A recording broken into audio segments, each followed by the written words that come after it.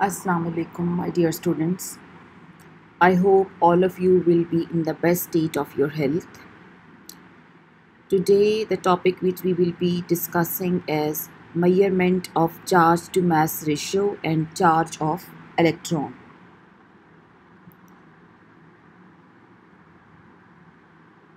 Before proceeding towards our lecture, I will like to share today's quote. If you want to live a happy life, tie it to a goal, not to people or things. If we want to live a happy life, we need certain people or things in your life.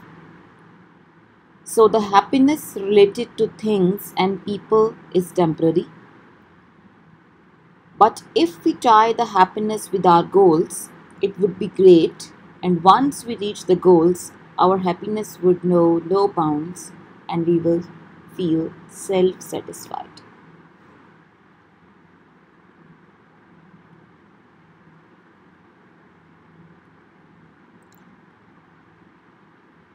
In this slide, we will discuss about J.J. Thomson cathode ray experiment to find out the E by M ratio of electron, charge on electron by Millikan's oil drop experiment, construction diagram experiment, determination of the mass of electron, Rutherford's experiment, observation, Rutherford atomic model, properties of three fundamental particles, and at the end your home assignment.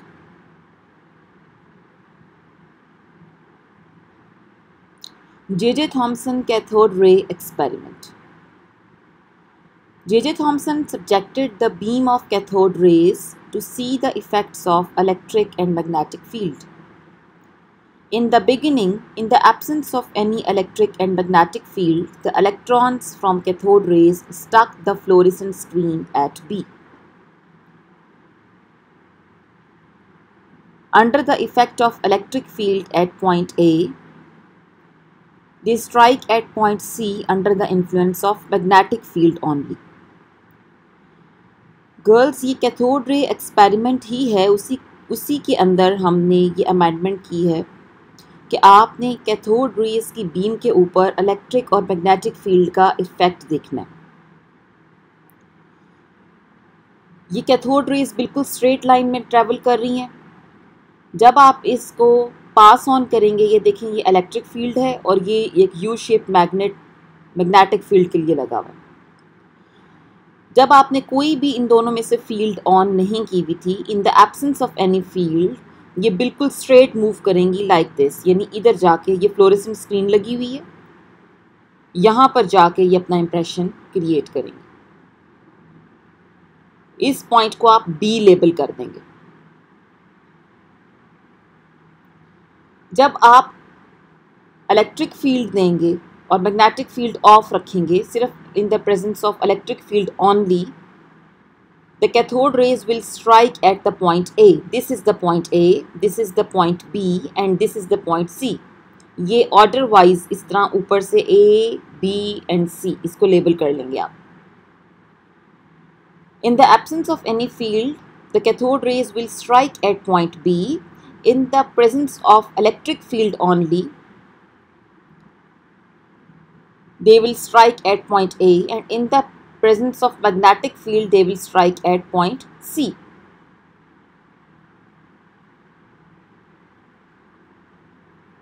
While carrying out the discharge tube experiment, Thomson observed that the particles of the cathode deviate from their path. He noticed the amount of deviation in the presence of an electric or magnetic field depends upon various related parameters. जो deflection हो रही है, deviation हो रही है path से, वो कुछ फैक्टर्स पे डिपेंडेंट है। जो उसकी ऑब्जर्वेशन थी वो ये हैं: particles with a greater magnitude of the charge experienced greater interaction with the electric और magnetic field, thus they exhibit greater deflection. Lighter particles experienced greater deflection. Deflection is inversely proportional to the mass of the particle. Deflection of the particle from their path is directly proportional to the strength of the electrical and magnetic field present. Deflection जो 3 factors पे dependent है. First factor है आपके पास charge. Charge ज़्यादा होगा तो greater interaction होगा, ग्रेटर डिफ्लेक्शन होगी. Means you can say that the deflection is directly proportional to the charge on the particle. अगर आपके पास लाइटर पार्टिकल्स हैं, मीन्स जिनका मास कम है, तो डिफ्लेक्शन ज़्यादा होगी. Means deflection is inversely proportional to the mass of the particle. Last में जो फैक्टर यहाँ पर बताया गया है वो है स्ट्रेंथ ऑफ इलेक्ट्रिकल और मैग्नेटिक फील्ड. अगर आप स्ट्रेंथ इंक्रीज कर देंगे मैग्नेटिक और इलेक्ट्रिक फील्ड की, तब भी डिफ्लेक्शन ज़्यादा होगी. Let us now understand this with the help of his experimental observation. The electrons deviated from their path and hit the cathode ray tube at point A in the presence of a lone electric field. Similarly, electron strikes the discharge tube at point C when only magnetic field was present. And in order to make the electrons continue on the same path B, we need to balance both these fields. यानी हमने करना ये है कि जब कोई field नहीं थी तो वो बिल्कुल स्ट्रेट जा रहे थे.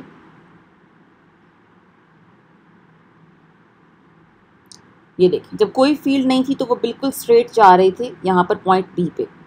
जब इलेक्ट्रिक फील्ड थी तो यहाँ पॉइंट ए पे डिफ्लेक्शन हुई. जब मैग्नेटिक फील्ड ऑन थी तो पॉइंट सी पे. अब आपने इलेक्ट्रिकल और मैग्नेटिक फील्ड्स दोनों की स्ट्रेंथ को एडजस्ट करना है इस तरह से कि जो कैथोड बीम है वो दोनों की प्रेजेंस में पॉइंट बी पर आए. यानी you have to adjust the strength of these two fields.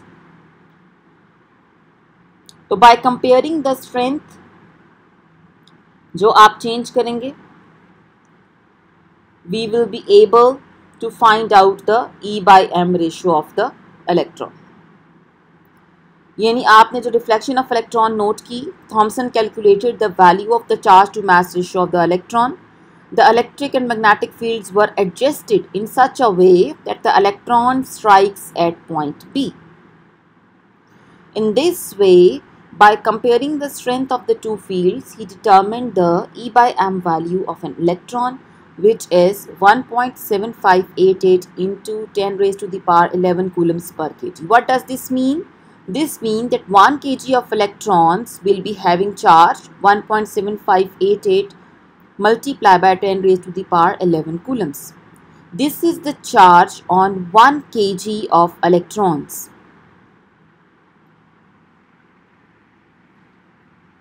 Charge on electron, Millikan's oil drop experiment. Okay, now we have find out the E/m ratio with the help of the J.J. Thomson experiment. Now we are working on the charge on electron, that how much charge is present on the electron. For this purpose, we have to discuss Millikan's oil drop experiment. तो पहले मैं आपको थोड़ा सा इसकी introductory history बताती चलूँ. After the discovery of the electron and calculation of the E/m ratio by J.J. Thomson in 1987, Millikan sought a way to measure the charge of an electron. If the charge could be found, the electron mass could also be calculated using E/m. E/m value तो हमारे पास आ गई. अगर यहाँ से ये जो E है ये चार्ज है, इसकी वैल्यू हम इस मेथड से अगर निकाल लेते हैं तो by using the E/m value and the charge on the electron we can easily calculate the mass of the electron. Millikan conducted an experiment that allowed him to determine the charge of an oil drop. According to his assumption, all charges on the oil drop must be a multiple of the electron charge. Millikan ने किया क्या कि oil droplet था जिसके ऊपर उसने charge determine कर लिया, और अकॉर्डिंग टू हिज अजम्पशन जो ऑयल ड्रॉप है उसने इलेक्ट्रॉन पिकअप किया हुआ है. किसी ऑयल ड्रॉपलेट ने 1 इलेक्ट्रॉन पिक किया हुआ होगा, किसी ने 2 इलेक्ट्रॉन्स पिक किए हुए होंगे, किसी ने 3 किए हुए होंगे. तो आपके पास जो सबसे सिंपल वैल्यू चार्ज की आएगी that will be the charge on 1 electron. जिसने 2 इलेक्ट्रॉन्स पिक किए हुए हैं उसके ऊपर 2 multiply by that charge on 1 electron आएगा. तो या जो चार्ज है ऑयल ड्रॉपलेट्स पे वो equal to the charge on electron होगा, या must be a multiple. Multiple means कि if it has gained 2 electrons, so 2 multiply by charge on 1 electron. If it has acquired 3 electrons, so 3 multiply by that. Construction of the apparatus. Millikan constructed a box which consisted of 2 chambers. The upper chamber was filled with air whose pressure was adjusted by a vacuum pump. फिर आपने 2 electrodes उसमें install करने. The electrodes were attached with the electricity to generate an electric field in the space between electrodes. A device containing 2 plates that are to be connected to a power source so a voltage can be applied between them, producing a uniform electric field. The upper electrode has a hole in it. फिर atomizer एक चाहिए containing the oil so that small charge oil drops can be sprayed between the plates. An arc lamp between the plates so you can see what's going on with the oil droplets inside. This is the diagram. As you can see over here that this particular box has 2 chambers. This is the upper chamber, this is the lower chamber, and it has 2 plates, 2 charge plates which are electrodes, and they are connected to a power supply source. This is an atomizer through which oil droplets can be sprayed into the upper chamber. There is a hole in the upper chamber, you can see over here. X-rays have to be passed into the chamber to ionize the oil droplets. Okay, this is a telescope through which you can see what is happening inside with the oil droplet. So this is the construction of the Millikan's experiment.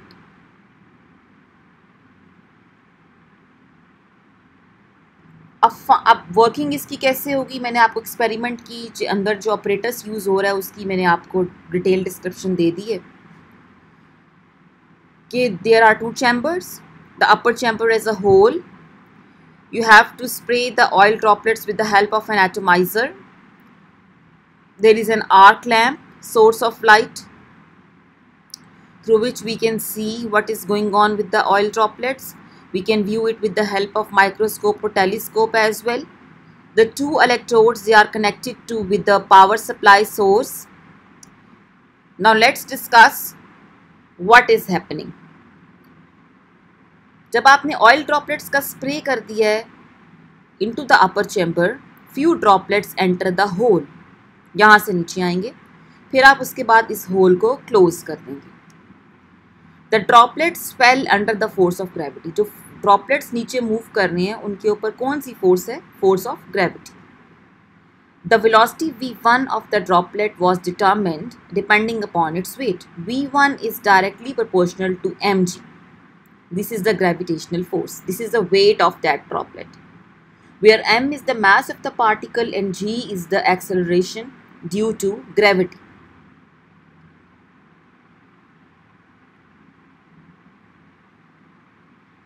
The air between the electrodes was ionized with the help of X-rays. The droplet under observation, वही droplet जो नीचे under the gravitational force move कर रहा था, after the air get ionized, वो droplet एक electron pick करेगा और चार्ज हो जाएगा. अब डिपेंड, मैंने आपको पहले भी बताया था कि अगर उस ड्रॉपलेट ने एक इलेक्ट्रॉन पिक किया तो उसके ऊपर एक इलेक्ट्रॉन का चार्ज होगा. अगर उसने 2 इलेक्ट्रॉन्स पिक किए हैं तो 2 का, 3 किए हैं तो सो ऑन, इसी तरीके से. अब वो चार्ज पार्टिकल बन गया. पहले वो ऑयल ड्रॉपलेट न्यूट्रल था, उसके ऊपर सिर्फ और सिर्फ ग्रेविटेशनल फोर्स लग रही थी. अब वो इस होल से नीचे वाले चैम्बर में आ गया जहाँ पर इलेक्ट्रिक फील्ड भी है, और अब उस ऑयल ड्रॉपलेट ने चार्ज एक्वायर कर लिया. So it is a charged oil droplet now. अब अगर हम देखें तो उसके ऊपर 2 फोर्सेस लग रही होंगी. एक तो वही जो ग्रेविटेशनल फोर्स है और एक इलेक्ट्रिकल फोर्स भी होगी, क्योंकि अब वो चार्ज है, नेगेटिवली चार्ज ऑयल ड्रॉपलेट है, तो it will move towards the positive plate. आप देख रहे हैं कि ये ऊपर वाली प्लेट पॉजिटिव है, ठीक है, और नीचे वाली नेगेटिव है. दैट मीन्स कि जो ऑयल ड्रॉपलेट है वो नेगेटिवली चार्ज है, उसने एक इलेक्ट्रॉन या 2 इलेक्ट्रॉन्स पिकअप किए हुए हैं, तो इलेक्ट्रिकल फोर्स की वजह से उसने ऊपर मूव करना है और gravitational force as you know कि वो नीचे एक्ट कर रही है। तो यही चीज़ यहाँ पर आपको डायग्राम से बताई है कि अब जो वो ड्रॉप नीचे आया तो यहाँ पर उसके ऊपर दो फोर्सेस लग रही हैं। ये ऊपर वाली पॉजिटिव प्लेट है, ये नीचे वाली नेगेटिव प्लेट है। इलेक्ट्रिकल फोर्स की इन्फ्लुएंस में the oil droplet is moving upward. Gravitational force जो है वो डाउनवर्ड एक्ट कर रही है, यानी एक्चुअली इसकी मूवमेंट किधर होगी, ऊपर या नीचे, it depends upon the strength of the force. अगर इलेक्ट्रिकल फोर्स ज़्यादा होगी या ग्रेविटेशनल फोर्स तो electrical force will be more, the oil droplets will be moving toward upward. तो अगर मैं इसकी देखूँगी ये जिस वेलोसिटी से मूव कर रहा है दैट इज़ v2, तो अब मैं अगर इसके ऊपर नेट फोर्स लगाऊँ कि ये किधर जा रहा है, तो आपने हमेशा ग्रेटर मैग्नीट्यूड की फोर्स को लेसर मैग्नीट्यूड की फोर्स से माइनस करना होता है in order to find out the net force. अब यहाँ पर इलेक्ट्रिकल फोर्स ज़्यादा है, that's why the particle is moving upward. तो आप इलेक्ट्रिकल फोर्स को ग्रेविटेशनल फोर्स से माइनस करेंगे। आप यहाँ पर देखें, electrical force minus gravitational force. Gravitational force you know mg weight के बराबर होती है। Electrical force is equal to the product of the strength of the electric field and the charge on electron, यानी ये E मल्टीप्लाई बाय E। जो capital E है इसमें that is showing the strength of the electric field, और जो small e है that is showing the charge on the electron. So आपने electrical force को ग्रेविटेशनल फोर्स में से माइनस करना है, सब्ट्रैक्ट करना है in order to find out the net force. क्यों इलेक्ट्रिकल फोर्स में से ही माइनस करना है? क्योंकि जो ग्रेटर मैग्नीट्यूड की फोर्स होती है हमेशा आप उसको माइनस करेंगे। तो कैसे पता लग रहा है कि electrical force is greater? Because the oil droplet it is moving upward.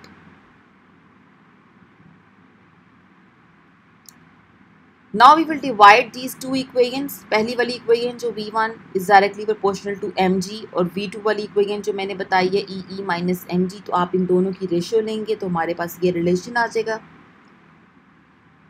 अगर आपको v1, v2, g और e की वैल्यू पता हो कि आपने कितनी इलेक्ट्रिकल फील्ड की स्ट्रेंथ दी हुई है, you can easily find out the mass of the electron. How you can easily find out the E on the electron. How? क्योंकि आपने एडजस्ट करना है इलेक्ट्रिकल फील्ड को अब इस तरह उसकी स्ट्रेंथ को कि जो पार्टिकल ऊपर मूव कर रहा था वो सस्पेंडेड रहे इन द चैम्बर। जब वो पार्टिकल सस्पेंडेड हो जाएगा तो आपने वो जो इलेक्ट्रिकल फील्ड की वैल्यू है उसको नोट करके you will find out the charge on the droplet.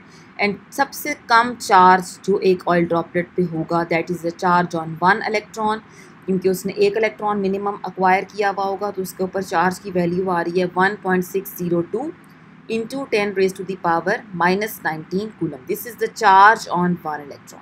अगर किसी ऑयल ड्रॉपलेट्स ने 2 इलेक्ट्रॉन्स पिक किए हुए हैं तो this charge multiply by 2 will be the charge on that electron on that oil droplet. अब हमारे पास E/m रेशियो फर्स्ट एक्सपेरिमेंट से आ गई थी 1.7588 इंटू 10⁻11 कूलम पर kg। वो E/m वैल्यू थी जो हमने जे थॉम्सन के एक्सपेरिमेंट से फाइंड आउट की है। अभी जो मिलिकन्स का ऑयल ड्रॉप मेथड हमने स्टडी किया है उससे आपके पास चार्ज ऑन इलेक्ट्रॉन आ जाएगा। तो by using these two values we can easily find out the mass of electron. Like you can see over here, this is the charge on electron, this is the mass. For finding out the mass of electron you will divide the charge of electron with the E/m value. charge of electron की value ये है, E/m value जो हमारे पास आई थी first experiment से वो ये, आप डिवाइड करेंगे तो you can easily find out the charge on electron. Electron बहुत छोटा पार्टिकल है, बहुत छोटा, उसका आप मैथ से इमेजिन कर लें 9.109 इंटू 10⁻⁻31 kg, यानी आपके पास पॉइंट के बाद ज़ीरोज़ 30 होंगे, 30 ज़ीरोज़ के बाद 910। कितनी स्मॉल वैल्यू है ये, ठीक है। तो इसका जो मास ऑफ इलेक्ट्रॉन है वो इस तरीके से आप इनडायरेक्ट वे से निकालेंगे। चार्ज ऑन इलेक्ट्रॉन को E/m वैल्यू से डिवाइड करेंगे तो ऑफ कोर्स E कट जाएगा और हमारे पास जो वैल्यू है वो चार्ज मास ऑफ इलेक्ट्रॉन ये इस तरह ऊपर आ जाएगा। तो ये आ जाएगी वैल्यू, कैलकुलेशंस करके आप फाइंड आउट कर सकते हैं। Now comes the Rutherford experiment. आपके पास इलेक्ट्रॉन्स प्रोटॉन्स की डिस्कवरी जब हो गई, अब पॉइंट ये अराइज होता है कि how electrons protons neutrons they are present in the atom. तो उसको रदरफोर्ड एटॉमिक मॉडल ने पूरा एटॉमिक मॉडल दिया था जिसमें उसने सारी डिटेल डिस्कस की थी। तो हम ज़रा वो देखेंगे कैसे कौन सा एक्सपेरिमेंट था उसका और किस तरीके से वो अपने कंक्लूजन्स तक पहुंचा। तो Rutherford model was also called Rutherford atomic model, nuclear atom और planetary model of the atom. Description of the structure of atoms proposed by the New Zealand-born physicist Ernest Rutherford. The model described the atom as a tiny, dense, positively charged core called a nucleus in which nearly all the mass is concentrated, around which the light negative constituents called electrons circulate at some distance, much like the planets revolving around the sun. इसको planetary model भी कहा जाता है। The reason is कि ये बिल्कुल planetary model जो हमारा सोलर सिस्टम है उससे रिजेंबल करता है। जैसे सन के गिर्द प्लैनेट्स रिवॉल्व कर रहे हैं, सेम उसी तरीके से electrons they are revolving at some distance. और जो बाकी तमाम का तमाम मैस है that is concentrated in the nucleus. Protons and neutrons they are present in a densely packed nucleus. The nucleus is carrying a positive charge and the electrons they are moving around the nucleus like this, just like the planets are revolving around the sun.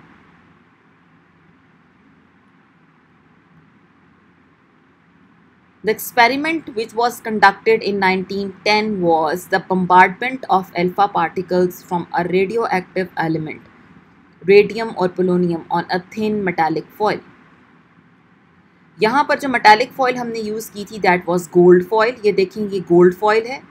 Gold की ही हमने foil क्यों use की, कोई और metal क्यों नहीं ले लिया? क्योंकि हमें इसमें बहुत कम थिकनेस की फॉइल चाहिए थी, बहुत ही फाइन थिकनेस की पतली से पतली गोल्ड फॉइल चाहिए थी। तो गोल्ड एक ऐसा एलिमेंट है जिसकी आप सबसे मिनिमम थिकनेस की फॉइल जनरेट कर सकते हैं। तो that's why we have used gold foil over here. ये अल्फा पार्टिकल इमिटर है। अल्फा पार्टिकल इमिटर मींस कि रेडियो एक्टिव एलिमेंट होगा ये कोई, लाइक रेडियम और पोलोनियम, जिसको आपने लेड ब्लॉक में इनक्लोज किया हुआ है और एक नैरो बीम इसमें से निकल रही है अल्फा रेज की, अल्फा पार्टिकल्स की, which are helium nuclei and they are being bombarded on the gold foil. और ये इर्द गिर्द जो सारा ये ब्लू कलर से नज़र आ रहा है आपको, इसे detecting screen. Detecting screen means कि फ्लोरेसेंट मटेरियल ये लगा हुआ है और इसका पर्पस ये है कि ऑफ कोर्स जब गोल्ड फॉइल को जाकर ये अल्फा पार्टिकल्स हिट करेंगे तो वो अल्फा पार्टिकल्स हिट करने के बाद कहाँ जाएंगे वो ये आपको डिटेक्टिंग स्क्रीन बताएगी। हाउ, जहाँ पर ये डिफ्लेक्शन होगी वहाँ पर ये जाकर डिटेक्टिंग स्क्रीन के ऊपर जाकर एक इम्प्रेशन कॉज करेंगे। उस इम्प्रेशन से आपको पता चलेगा कि alpha particles after bombarding the gold foil वो किधर गए। यहाँ पर जो हमने गोल्ड फॉइल ली हुई है उसकी जो थिकनेस है that is 0.0004 centimetre thick. Observations. अब इस एक्सपेरिमेंट के बाद जब आपने अल्फा पार्टिकल्स को बम्बार्ड करवाया गोल्ड फॉइल के साथ तो what happened, most of the alpha particles they went straight through the gold foil, यानी सीधी जाके उसका इंप्रेशन बना, बिल्कुल सीधे चले गए majority of the alpha particles. इसका क्या मतलब है? इसका मतलब है कि एटम की जो मोस्टली स्पेस है वो ओपन है, खाली जगह। ठीक है, ये देखें ये अल्फा पार्टिकल्स ये डबली पॉजिटिव चार्ज होते हैं, +2 चार्ज होता है इनके ऊपर और ये बिल्कुल स्ट्रेट जा रहे हैं मेजॉरिटी। और उसकी वजह ये है कि most of the space occupied by an atom it is empty. कुछ अल्फा पार्टिकल्स स्लाइटली डिफ्लेक्ट हुए हैं, स्मॉल डिफ्लेक्शन हुई है।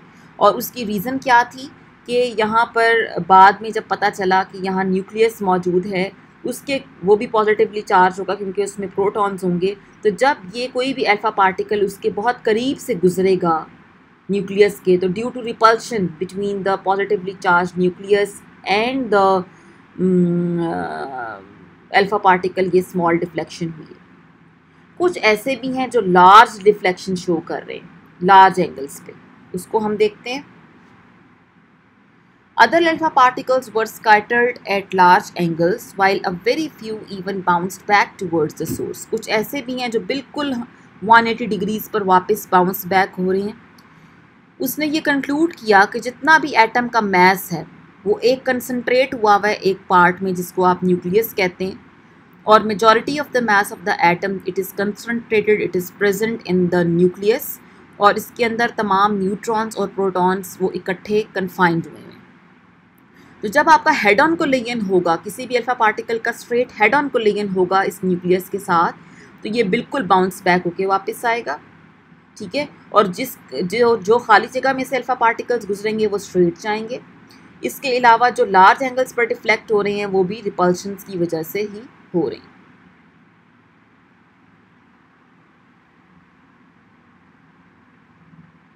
According to these observations and conclusions जो ड्रॉ किए थे रदरफोर्ड एटॉमिक मॉडल से, उसके पोस्टुलेट्स कुछ यूं: an atom consist of a small heavy positively charged portion called nucleus. There is a negatively charged portion which surrounds the nucleus containing electrons called the extra nuclear portion or planetary। Planetary portion कौन सा होता है? जो nucleus के अलावा portion है जहाँ पर इलेक्ट्रॉन्स रिवॉल्व कर रहे होते हैं। Number of protons in the nucleus they are equal to the number of electrons in the planetary. वही बात कि प्लानिटरी किसको कहा जा रहा है? वो जो न्यूक्लियस के अलावा जितना भी पोर्शन है that is known as planetary.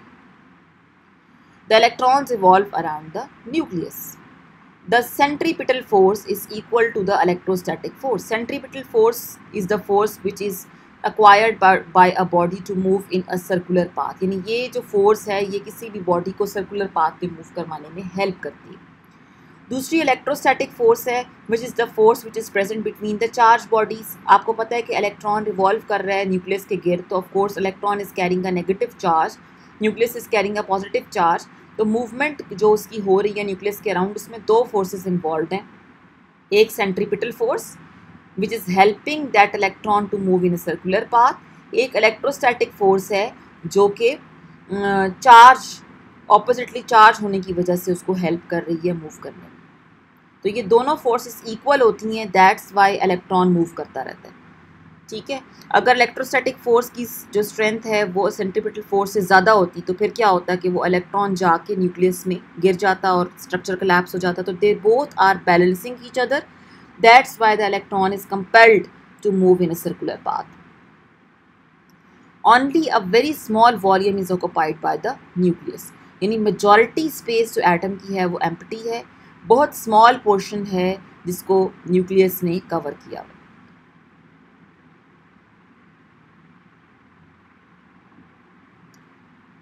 अब जो थ्री फंडामेंटल पार्टिकल्स हैं एटम के वो इलेक्ट्रॉन, प्रोटॉन एंड न्यूट्रॉन, उनकी कुछ प्रॉपर्टीज़ का कंपैरिजन किया हुआ है।